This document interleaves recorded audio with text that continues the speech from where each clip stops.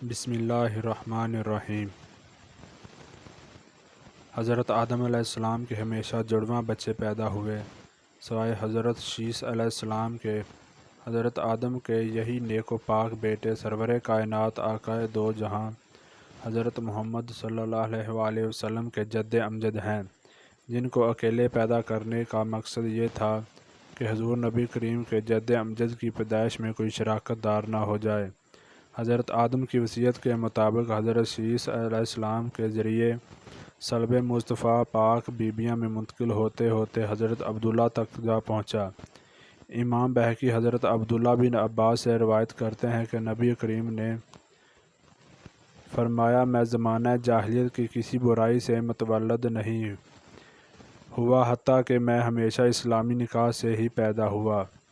اور حضرت سیدنا مولا علی سے مروی ہے کہ حضور علیہ الصلوۃ والسلام نے فرمایا، میں نکاح سے پیدا ہوا ہوں، صفات جاہلیت سے نہیں۔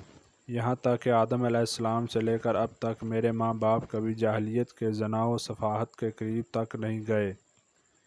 ایک اور حدیث میں فرمایا کہ حق تعالیٰ نے مجھے ہمیشہ اسلاب طیبہ سے ارحام طاہرہ مصفاء و مہذبہ میں منتقل فرمایا۔ ان میں جب دو قبیلے بنتے تو مجھے بہترین قبیلہ میں رکھا جاتا۔ حضور نبی کریم صلی اللہ علیہ وآلہ وسلم اکثر فرمایا کرتے تھے کہ میں ہمیشہ اسلاب انبیاء میں منتقل ہوتا رہا یہاں تک کہ اپنی والدہ سے پیدا ہوا۔ حضور پاک صلی اللہ علیہ وآلہ وسلم کے آباء و اجداد کی بات کی جائے تو علامہ سیوطی نے 9 کتابیں اسی موضوع پر لکھی ہیں کہ رسول خدا کے آباء و اجداد سب کے سب با ایمان اور دین حنیف پر تھے۔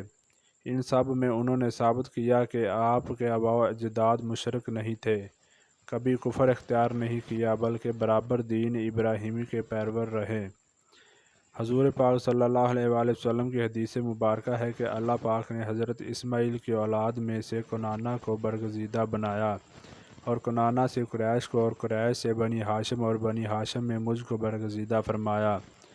روایت ہے کہ نبی کریم صلی اللہ علیہ وآلہ وسلم کے والد حضرت عبداللہ بے حد حسین و جمیل تھے۔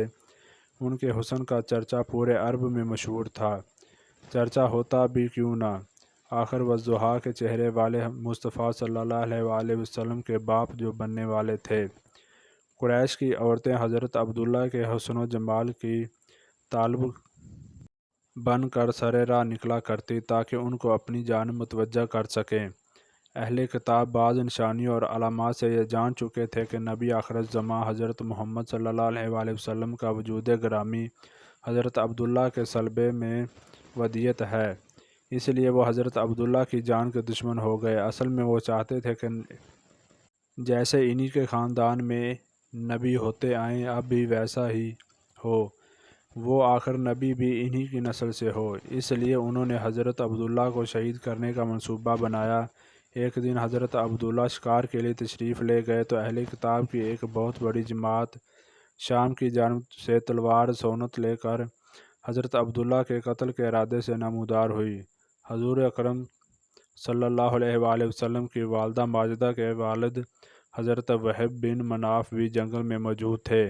انہوں نے دیکھا کہ چند سوار جن کی شکل و صورت اس دنیا کے لوگوں سے مشابہ نہ تھی، غیب سے ظاہر ہوئے اور وہ اس حملہ آور گروہ کو حضرت عبداللہ کے آگے سے دور کرنے لگے۔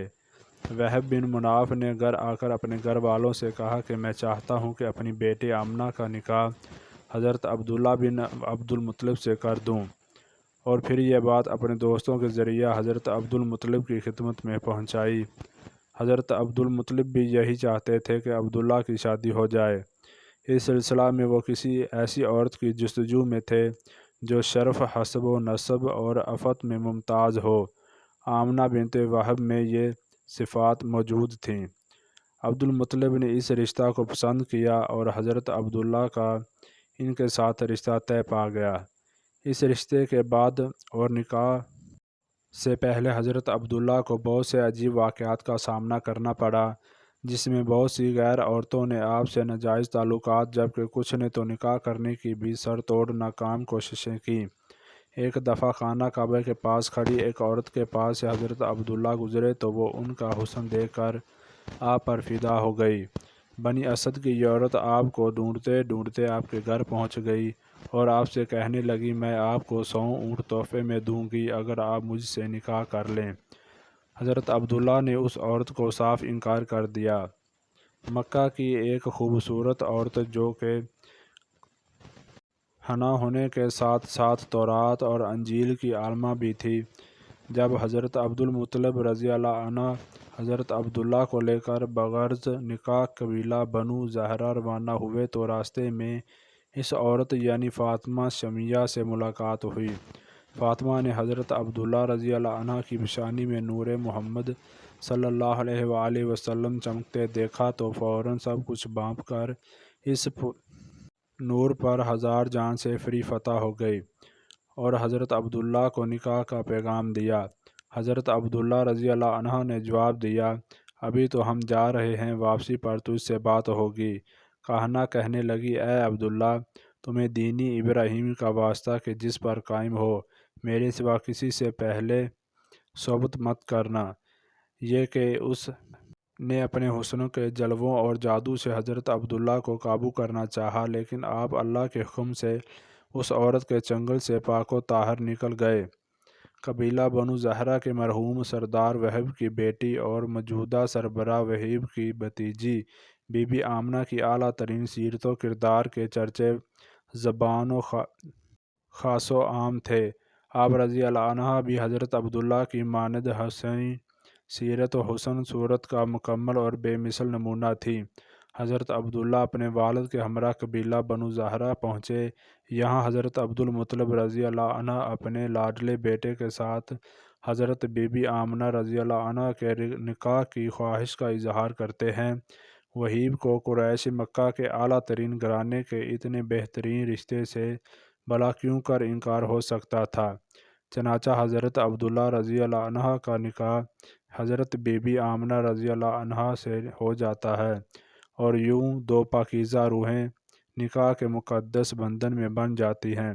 حضرت عبداللہ رضی اللہ عنہ تھوڑا عرصہ وہاں قیام کرنے کے بعد اپنی عفت مآب دلہن کو لے کر واپس مکہ آ جاتے ہیں۔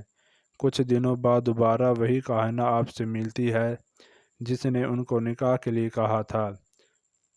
جب اس عورت نے حضرت عبداللہ کی پیشانی میں وہ نور مبارک نہ پایا تو چیخنے چلانے لگی۔ وہ ان سے کہنے لگی کہ پہلی مرتبہ میرے پاس سے جانے کے بعد تم نے کسی عورت سے صحبت کی ہے؟ آپ نے فرمایا ہاں، میں نے بی بی آمنہ بنت وہب سے نکاح اور زفاف کیا ہے۔ وہ عورت کہنے لگی اب مجھے تم سے کوئی سروکار نہیں، میں تو اس نور مبارک کی خواستگار تھی جو تمہاری پیشانی میں جلوہ افروز تھا، اب وہ دوسرے کے نسب میں چلا گیا۔ شیخ محقق الشیخ عبدالحق محدث تاریخ طبری جلد نمبر 2، معارض النبوت جلد اول، سیرت والدین طبقات ابن سعد جلد اول، البدایہ والنہایہ ابن کثیر جلد دوم۔